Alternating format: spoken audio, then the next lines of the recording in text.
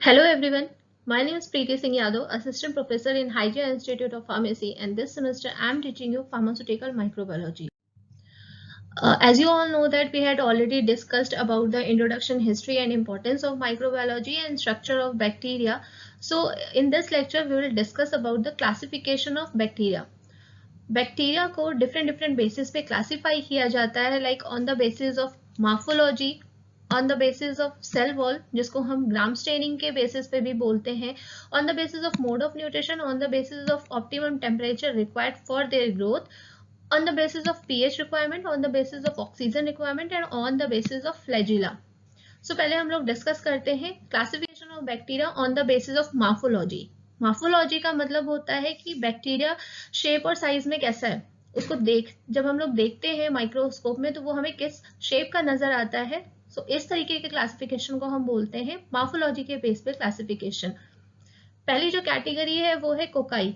Cocci का मतलब है कि जब बैक्टीरिया राउंड शेप का या ओवल शेप का होता है तो ऐसे बैक्टीरिया को हम लोग कोकाई बोलते हैं. सो जब अगर बैक्टीरिया एक सिंगल सेल, आपको जब माइक्रोस्कोपी करोगे आपको एक सिंगल सेल नजर आएगा, तो इस तरीके के हम लोग बैक्टीरिया को बोलते हैं मोनोकोकस या मोनोकोकाई. जब दो बैक्टीरियाज आपस में एक साथ अटैच नजर आएंगे तो इस तरीके के बैक्टीरियाज को हम लोग बोलते हैं डिप्लोकोकस. डिप्लोकोकस मतलब पेयर्स में जब कोकाई अटैच्ड होते हैं. इसका एग्जांपल है डिप्लोकोकस निमोनिया. नेक्स्ट है टेट्राएड. जब चार बैक्टीरिया आपस में 4 की पेयरिंग में जब अरेंज्ड होते हैं तो उनको हम लोग टेट्राएड बोलते हैं. इसका एग्जांपल है माइक्रोकोकस ल्यूटियस. स्ट्रेप्टोकोकाई, जब कोकाई चेन में अरेंज्ड होती है, यानी कि कई सारे बैक्टीरियाज एक साथ चेन में अरेंज्ड होते हैं, तो इस तरीके के बैक्टीरियाज को हम लोग बोलते हैं स्ट्रेप्टोकोकस. इसका एग्जांपल है स्ट्रेप्टोकोकस पायोजीन. नेक्स्ट कैटेगरी है कोकाई के अंदर स्टाफाइलोकोकस. स्टाफाइलोकोकस का मतलब है कि जब कोकाई शेप के यानी कि सर्कुलर शेप के बैक्टीरिया बस क्लस्टर में या फिर ग्रेप लाइक बंडल में, बंचेस में जब अरेंज्ड होंगे, जब आप इनको माइक्रोस्कोप से देखोगे तो बहुत सारे बैक्टीरियाज एक साथ आपको नजर आएंगे इरेगुलर शेप में, तो इस तरीके के बैक्टीरियाज को हम लोग बोलते हैं स्टाफाइलोकोकस. इसका एग्जांपल है स्टाफाइलोकोकस ऑरियस. जब ये बैक्टीरियाज क्यूबॉइडल शेप में अरेंज होते हैं तो इनको हम लोग बोलते हैं सार्सिना. इसका एग्जांपल है सार्सिना ल्यूटिया. जब बैक्टीरिया रॉड शेप का होता है तो इनको हम लोग बोलते हैं बेसिलाई. रॉड शेप या फिर सिलेंड्रिकल शेप का होता है. इसका एग्जांपल है बेसिलस सीरियस. ये बेसिलाई भी सिंगल बेसिलाई भी हो सकता है, यानी कि एक सिंगल रॉड में भी हो सकता है, और कई सारे रॉड्स आपस में अरेंज्ड भी आपको दिख सकते हैं, तो इसको भी हम लोग डिप्लो बेसिलाई और स्ट्रेप्टो बेसिलाई, जिस तरीके से हम लोगों ने कोकाई के हम लोगों ने फर्दर सब क्लासिफिकेशन देखे थे, वैसे ही बेसिलाई के भी हो सकते हैं. अगर बैक्टीरिया कर्व शेप का हो या कॉमर शेप का हो तो उसको हम लोग विब्रियो बोलते हैं. इसका एग्जांपल है विब्रियो कॉलरी. जब हम उसकी माइक्रोस्कोपी करेंगे वो हमको स्पाइरल शेप में नजर आएगा तो उनको हम लोग बोलते हैं स्पाइरिलाई, जिसका एग्जांपल है स्पाइरीरियम वोल्यूटेंस. इसके अलावा कुछ अदर मार्फोलॉजी के बेसिस पे भी क्लासिफिकेशन होते हैं, like actinomycetes and mycoplasma. Actinomycetes वो बैक्टीरिया जो हमें जब उनकी माइक्रोस्कोपी करेंगे तो ये ऐसे हमें नजर आएगा जैसे ये ब्रांचेस में प्रेजेंट है. इनका फंगस की तरह अपीयरेंस होता है. जब हम उनको देखते हैं तो ये देखने में हमको फंगस की तरह अपीयर होते हैं, तो इस वजह से एक्टिनोमाइसिटेल से ही वर्ड लिया गया है एक्टिनोमाइसिटीज. इसका एग्जांपल है स्ट्रेप्टोमाइसिस. स्ट्रेप्टोमाइसिस स्पीशीज के जितने भी बैक्टीरियाज होते हैं वो सारे एक्टिनोमाइसिटीज कैटेगरी में फॉल करते हैं. मार्फोलॉजी के बेसिस पे जो नेक्स्ट कैटेगरी है वो है माइकोप्लाज्मा. माइकोप्लाज्मा वो बैक्टीरियाज होते हैं जिनकी सेल वॉल एब्सेंट होती है, इसी वजह से इनका एक इनडेफिनेट शेप होता है. आप लोगों को पता है बैक्टीरियाज की सेल वॉल पेप्टाइडोग्लाइकेन की बनी हुई होती है और सेल वॉल उसका एक डेफिनेट शेप देती है. So exceptions are always there. Bacterias में भी ऐसी कैटेगरीज होती हैं जिनकी सेल वॉल एब्सेंट होती है, जिनमें सेल वॉल नहीं प्रेजेंट होती है, जिसकी वजह से उसको एक इरेगुलर शेप मिलता है, कोई डेफिनेट शेप नहीं मिल पाता. तो इस तरीके के बैक्टीरियाज को हम लोग बोलते हैं माइकोप्लाज्मा. इनको हम लोग पीपीएलओ यानी कि प्लूरोनिमोनिया लाइक ऑर्गेनिज्म के नाम से भी जानते हैं. इसका एग्जांपल है माइकोप्लाज्मा निमोनिया. यहाँ पे आप डायग्राम में देख रहे हो कि आपको कोई भी डेफिनेट और स्पेसिफिक शेप नहीं नजर आ रहा है, हर बैक्टीरिया अलग अलग शेप का है. सो सेल वॉल एब्सेंट होने की वजह से ही ऐसा है कि इसका कोई एक डेफिनेट शेप नहीं है. इसको आप कोकाई भी नहीं बोल सकते, इसको बेसिलाई भी नहीं बोल सकते, इसको स्पाइरल भी नहीं बोल सकते. ये इनडेफिनेट शेप के होते हैं. माइकोप्लाज्मा सबसे छोटी स्पीशीज ऑफ बैक्टीरिया की होती है। Next classification on the basis of cell wall. इसको हम लोग दो तरीके के क्लासिफिकेशन बोल सकते हैं, on the basis of cell wall and on the basis of staining. Staining identification technique होती है जिसको हम लोग सेकेंड यूनिट में डिटेल में डिस्कस करेंगे। सो सेल वॉल के बेसिस पे या स्टेनिंग के बेसिस पे बैक्टीरिया को दो पार्ट में क्लासिफाई किया जाता है, ग्राम पॉजिटिव बैक्टीरिया और ग्राम नेगेटिव बैक्टीरिया।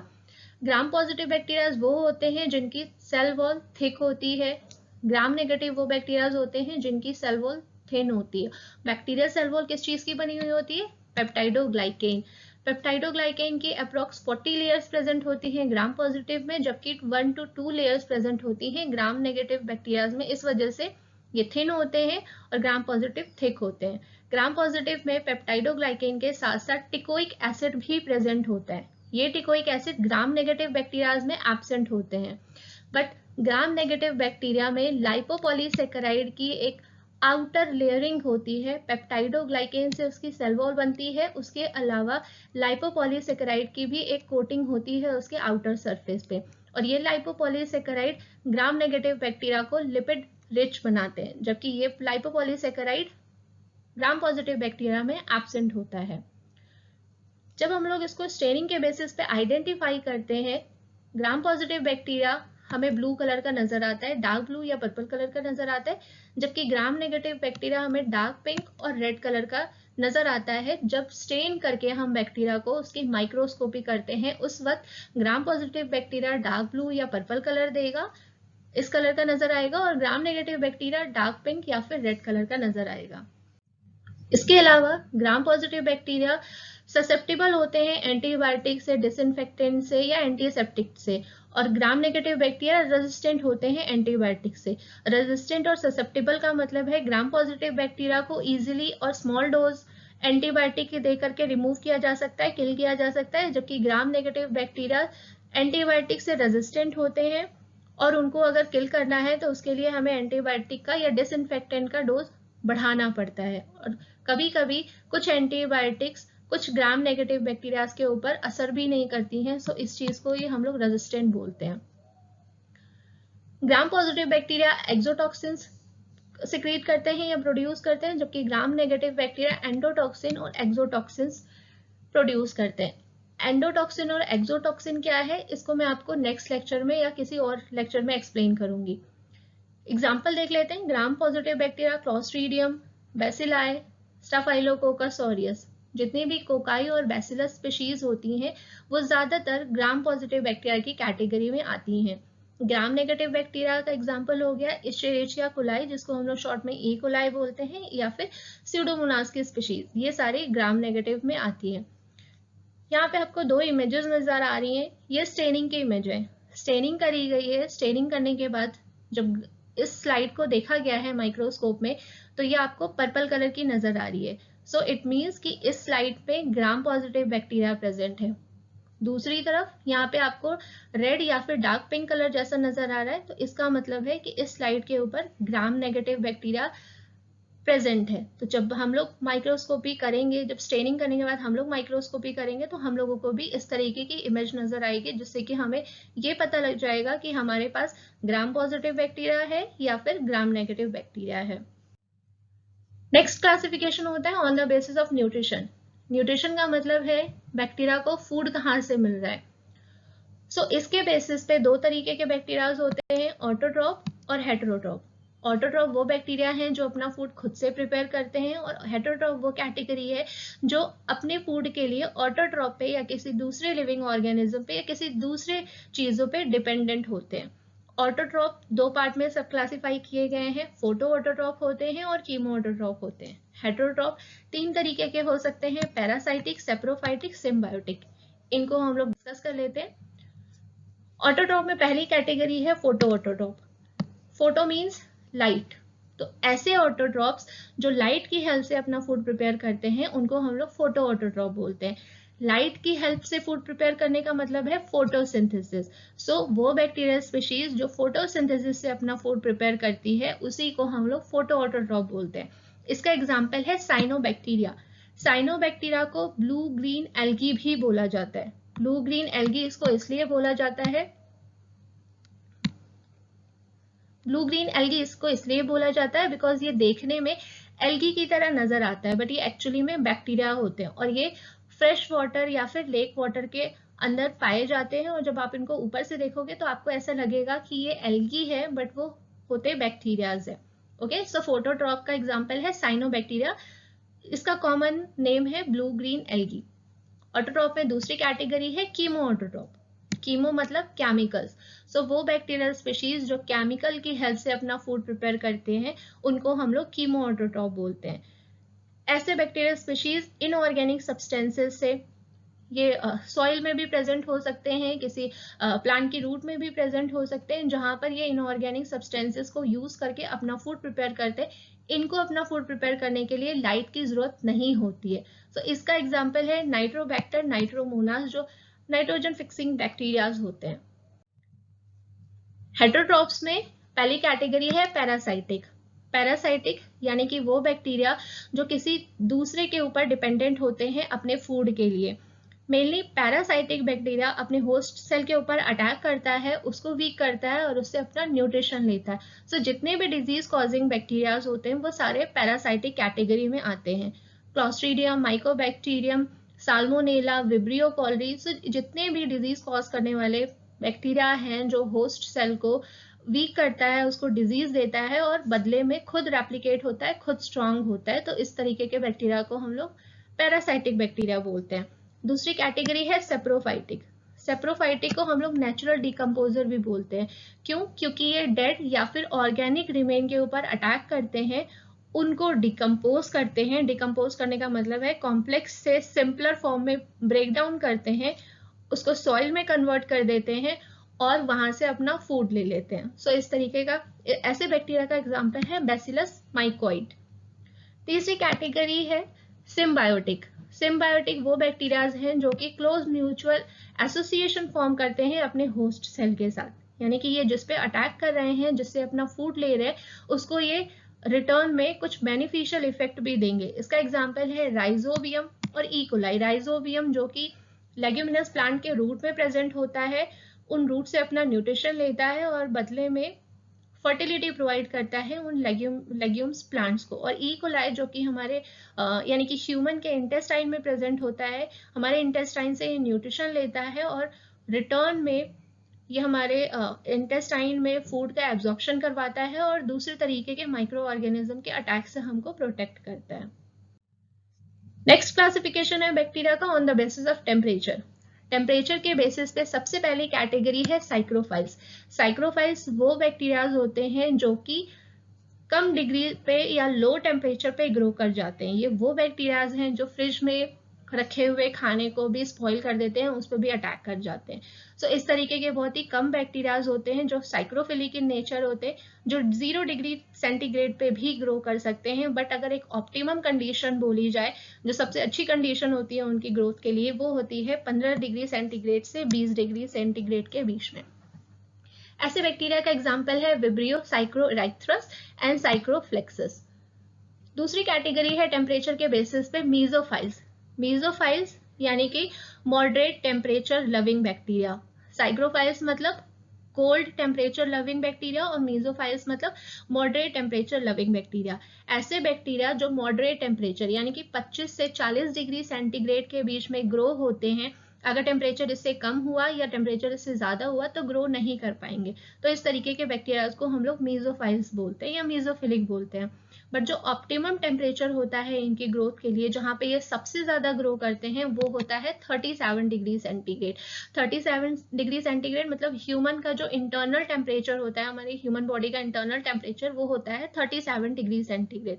तो जितने भी पैरासाइटिक बैक्टीरिया हैं या डिजीज कॉजिंग बैक्टीरिया हैं, ये सब मीजोफिलिक इन नेचर होते हैं। या ई कोलाई है जो हमारे इंटेस्टाइन में प्रेजेंट होता है, तो हमारा इंटरनल टेम्परेचर 37 है, तो वहां पे ये ग्रो करते हैं। इनके एग्जाम्पल है साल्मोनेला, लेप्सिला, स्टाफाइलोकोकाई। मीजोफाइल्स बैक्टीरिया क्वांटिटी में ज्यादा होंगे, ज्यादातर बैक्टीरिया मीजोफाइल्स होते हैं यानी कि मॉडरेट टेम्परेचर पे ही ग्रो कर पाते हैं। कुछ ऐसे बैक्टीरियाज होते हैं जिनको ग्रो करने के लिए 45 डिग्री या उससे ऊपर का टेम्परेचर रिक्वायर्ड होता है। तो इस तरीके के बैक्टीरिया को हम लोग थर्मोफाइल्स बोलते हैं, यानी कि हीट लविंग बैक्टीरिया। इसका एग्जाम्पल है स्ट्रेप्टोकोकस थर्मोफाइल्स एंड बैसिलस स्टीरियोथर्मोफाइलस। इसके अलावा एक और बैक्टीरिया होते हैं जो एक्सट्रीम टेम्परेचर पे भी ग्रो कर जाते हैं। एक्सट्रीम टेम्परेचर मतलब कि 80 डिग्री सेंटीग्रेड से ऊपर का भी टेम्परेचर अगर हुआ तो भी ये सर्वाइव कर जाएगा, ग्रो कर जाएगा। इस तरीके के बैक्टीरिया को हम लोग बोलते हैं हाइपर थर्मोफाइल्स। ज्यादातर जो आर्काई बैक्टीरियाज होते हैं वो हाइपर थर्मोफाइल्स होते हैं। इसका एग्जाम्पल है थर्मोडी सल्फोबैक्टीरियम एंड थर्मोटोगा। आप लोगों ने कभी पीसीआर यानी कि पॉलीमरेज चेन रिएक्शन पढ़ा होगा, तो उसमें हम लोग हाइपर थर्मोफाइल्स बैक्टीरिया का यूज करते हैं। Now a question for you all guys: why psychrophiles grow only at low temperature and how thermophiles can survive at extreme temperature? इन दोनों क्वेश्चन का आंसर आपको मुझे देना है। साइक्रोफाइल्स बैक्टीरिया क्यों लो टेम्परेचर पे यानी कम टेम्परेचर पे भी ग्रो कर जाते हैं, और हाइपर थर्मोफाइल्स या फिर थर्मोफाइल्स में ऐसा क्या होता है जो इतने ज्यादा एक्सट्रीम टेम्परेचर पे भी वो ग्रो कर जाते हैं। सो इसका आंसर आप लोग मुझे देंगे। Now the next classification is on the basis of oxygen requirement. Bacteria या तो ऑक्सीजन के प्रेजेंस में ग्रो करेगा या तो ऑक्सीजन की एब्सेंस में ग्रो करेगा। उसके बेसिस पे बैक्टीरिया या तो एरोबिक होंगे या तो एनएरोबिक होंगे। पहली कैटेगरी है ऑब्लिगेट एरोब्स की, जिनको हम लोग स्ट्रिक्ट एरोब्स भी बोल सकते हैं। ऑब्लिगेट एरोब्स या स्ट्रिक्ट एरोब्स मतलब वो बैक्टीरिया जिनको ग्रो करने के लिए ऑक्सीजन की रिक्वायरमेंट होती है, ऐसे बैक्टीरिया को ही हम लोग ऑब्लिगेट एरोब्स बोलते हैं। इसका एग्जाम्पल है स्यूडोमोनास या common nosocomial pathogen. Nosocomial pathogens वो पैथोजेंस होते हैं जो नोजोकोमियल इन्फेक्शन कॉज करते हैं। नोजोकोमियल इन्फेक्शन क्या होता है? नोजोकोमियल इन्फेक्शन का मतलब है हॉस्पिटल एक्वायर्ड इन्फेक्शन, यानी कि ऐसे इन्फेक्शन जो हमें हॉस्पिटल से मिलते हैं। हॉस्पिटल में हमने कभी विजिट किया है या हम हॉस्पिटल में काम कर रहे हैं, वहां से अगर हमें कोई इन्फेक्शन हुआ है तो वो इन्फेक्शन हॉस्पिटल एक्वायर्ड इन्फेक्शन कहलाता है, या फिर अगर और ज्यादा अच्छी लैंग्वेज में बोले तो नोजोकोमियल इन्फेक्शन कहलाता है। और जो इस तरीके का इन्फेक्शन कॉज करने वाले पैथोजेंस को ही हम लोग नोजोकोमियल पैथोजेंस बोलते हैं। तो जितने भी नोजोकोमियल पैथोजेंस हैं या जो सूडोमोनास बैक्टीरियाज है, ये सारे ऑब्लिगेट एरोब्स होते हैं। इनको ग्रो करने के लिए ऑक्सीजन मस्ट होता है। दूसरी कैटेगरी है फैकल्टेटिव एनारोब्स की। फैकल्टेटिव एनारोब्स बैक्टीरिया जो कि ऐसे बैक्टीरिया जो ऑक्सीजन की प्रेजेंस में और ऑक्सीजन की एब्सेंस में दोनों कंडीशन में ग्रो कर जाते हैं, ऐसे बैक्टीरिया को ही हम लोग फैकल्टेटिव एनारोब्स बोलते हैं। इसका एग्जांपल है ई कोलाई और स्टाफाइलोकोकस। तीसरी कैटेगरी है ऑब्लिगेट एनारोब्स। ऑब्लिगेट एनारोब्स या फिर स्ट्रिक्ट एनारोब्स, यानी कि वो बैक्टीरिया जिनको ऑक्सीजन की रिक्वायरमेंट नहीं होती है ग्रो करने के लिए। अगर इनको ऑक्सीजन मिल गया तो ऑक्सीजन उनके लिए एक टॉक्सिक की तरह काम करेगा, पॉइजन की तरह काम करेगा और वो ग्रो नहीं कर पाएंगे। तो ऐसे बैक्टीरिया को हम लोग ऑब्लिगेट या स्ट्रिक्ट एनारोब्स कहते हैं। इसका एग्जांपल है क्लॉस्ट्रीडियम बैक्टीरिया। क्लॉस्ट्रीडियम बैक्टीरिया जो कि टेटनस या बॉटुलिज्म कॉज करता है। क्लॉस्ट्रीडियम टिटानी टेटनस कॉज करता है, क्लॉस्ट्रीडियम बॉटुलिनम जो कि बॉटुलिज्म कॉज करता है। ये आते हैं ऑब्लिगेट एनारोब्स की कैटेगरी में। उसके अलावा एक और कैटेगरी होती है arrow tolerant anaerobes. Arrow tolerant aerobes होते हैं जो कि ऑक्सीजन की रिक्वायरमेंट नहीं होती है इनको ग्रो करने के लिए, बट ऑक्सीजन अगर मिल गया तो ये उसको टॉलरेट कर सकते हैं। अभी पीछे हम लोगों ने फैकल्टेटिव एनारोब्स पढ़ा है। फैकल्टेटिव दोनों कंडीशन में ग्रो कर सकता है। ऑक्सीजन है तो भी ग्रो कर गया, ऑक्सीजन नहीं है तो भी ग्रो कर गया। ऑक्सीजन उसके लिए टॉलरेंट नहीं है, मतलब वो ऑक्सीजन अगर उसको मिल रहा है तो उसको यूज करके ग्रो करेगा, और अगर नहीं है वो तो भी ग्रो कर जाएगा। बट एरो टॉलरेंट, ऑक्सीजन इनके लिए माइन्यूट छोटे से अमाउंट में टॉक्सिक होते हैं, बट अगर थोड़े अमाउंट में मिल गया तो उसको भी ये मतलब उसको टॉलरेट करके भी ये ग्रो कर जाता है। तो इस तरीके के बैक्टीरिया का एग्जाम्पल है लैक्टोबैसिलस। नेक्स्ट कैटेगरी है माइक्रो एरोफाइल्स की। माइक्रो एरोफाइल्स वो बैक्टीरिया जिनको थोड़े अमाउंट में ऑक्सीजन की रिक्वायरमेंट होती है ग्रो होने के लिए। इसका एग्जाम्पल है Borrelia बर्गरडॉर्फेरी। Here's another question for you all guys. What causes oxygen toxicity in anaerobic bacteria? इस क्वेश्चन का आंसर आप लोग मुझे देंगे। एनारोबिक बैक्टीरिया में ऑक्सीजन टॉक्सिसिटी क्यों कॉज करता है? ऐसा क्या होता है एनारोबिक बैक्टीरिया में जिसकी वजह से ऑक्सीजन उसके लिए टॉक्सिक हो जाता है? नेक्स्ट क्लासिफिकेशन है on the basis of pH requirement. PH या तो एसिडिक होगा या न्यूट्रल होगा या बेसिक होगा। सो कुछ बैक्टीरियाज को एसिडिक एनवायरनमेंट चाहिए होता है ग्रो करने के लिए, कुछ को बेसिक एनवायरनमेंट चाहिए होता है और कुछ को न्यूट्रल एनवायरनमेंट चाहिए होता है। जो एसिडिक एनवायरनमेंट में ग्रो करते हैं उनको हम लोग एसिडोफाइल्स बोलते हैं। उनको एसिडिक एनवायरनमेंट इसलिए चाहिए होता है क्योंकि उनका जो साइटोप्लाज्म होता है वो साइटोप्लाज्म एसिडिक इन नेचर होता है, इस वजह से वह एसिडिक एनवायरनमेंट में ही ग्रो कर पाते हैं। इसका एग्जांपल है थायोबैसिलस एंड सल्फोलोबस। बेसिक पीएच पे ग्रो करने वाले बैक्टीरिया को हम लोग एल्कलीफाइल्स बोलते हैं। इनको ग्रो करने के लिए जो ऑप्टिमम पीएच रिक्वायर्ड होता है वो 8.2 होता है। इसका एग्जांपल है विब्रियो कॉलरी। एसिडोफाइल्स बैक्टीरिया के लिए 6 pH से लो pH इनको चाहिए होता है ग्रो करने के लिए। अगर 6 से अबव pH हुआ तो ये ग्रो नहीं कर पाएंगे। एल्कलीफाइल बैक्टीरियाज के लिए 8.2 यानी 8 से अबव pH चाहिए होता है इनको ग्रो करने के लिए। न्यूट्रोफाइल्स वो बैक्टीरियाज होते हैं जो न्यूट्रल pH पे ग्रो करते हैं, यानी कि जब pH 6.5 और 7.5 के बीच में होगा तभी वो बैक्टीरिया ग्रो कर पाएगा। इसका एग्जाम्पल है ई कोलाई। नेक्स्ट क्लासिफिकेशन है on the basis of flagella. Flagella के बेसिस पे हम लोग क्लासिफिकेशन पहले भी पढ़ चुके हैं जब हमने स्ट्रक्चर ऑफ बैक्टीरिया पढ़ा था। फ्लैजिला वो ऑर्गन होता है बैक्टीरिया में जो उसको मूवमेंट में हेल्प करता है, मोटिलिटी में हेल्प करता है। फ्लैजिलेटेड बैक्टीरियाज भी होते हैं और जिनमें फ्लैजिला एब्सेंट होता है वो नॉन फ्लैजिलेटेड बैक्टीरियाज होते हैं, यानी कि वो एक जगह से दूसरी जगह पे मूव नहीं कर पाते हैं। अगर किसी बैक्टीरिया में फ्लैजिला प्रेजेंट है तो वो 4 पार्ट में डिवाइड किया जाता है। पहला है मोनोट्राइकस। मोनोट्राइकस का मतलब है उसके एक एंड पे एक सिंगल फ्लैजिला प्रेजेंट होगा। इस तरीके के बैक्टीरिया का एग्जांपल है विब्रियो कॉलरी। लोफोट्राइकस वो कैटेगरी होती है जब बैक्टीरिया के एक एंड पे क्लस्टर में यानी कि बंडल में फ्लैजिला प्रेजेंट होता है, बंचेस में फ्लैजिला प्रेजेंट होता है, तो वो लोफोट्राइकस कहलाते हैं। इसका एग्जांपल है स्यूडोमोनास। एम्फीट्राइकस वो बैक्टीरियाज होते हैं जिनके दोनों एंड पे फ्लैजिला प्रेजेंट होता है, सिंगल भी हो सकता है और बंचेस में भी हो सकता है। ऐसे बैक्टीरिया को हम लोग एम्फीट्राइकस बोलते हैं। इसका एग्जांपल है रोडोस्पाइरिलियम रूब्रम। जब फ्लैजिला पूरे बैक्टीरिया की पूरी बॉडी कवर करे, उसकी बॉडी में चारों तरफ फ्लैजिला प्रेजेंट हो, तो इस तरीके के बैक्टीरिया को हम लोग बोलते हैं पेरिट्राइकस और इसका एग्जांपल है ई कोलाई। सो एक क्विक रिवीजन देख लेते हैं हम लोगों ने क्या क्या पढ़ाया है क्लासिफिकेशन में। सबसे पहले क्लासिफिकेशन हमने देखा on the basis of morphology. Morphology के बेसिस पे बैक्टीरिया कोकाई शेप के होते हैं, बेसिलाई होते हैं, कुछ स्पाइरल होते हैं और अदर्स में एक्टिनोमाइसिटीज और माइक्रोप्लाज्मा। एक्टिनोमाइसिटीज जो फिलामेंटस ब्रांचिक शेप जैसा हमको नजर आता है जब हम लोग माइक्रोस्कोपी करते हैं, और माइक्रोप्लाज्मा वो जिनकी सेल वॉल एब्सेंट होती है। दूसरा हमने पढ़ा on the basis of cell wall या फिर ग्राम स्टेनिंग। सेल वॉल के बेसिस पे बैक्टीरिया ग्राम पॉजिटिव होगा या फिर ग्राम्स नेगेटिव होगा।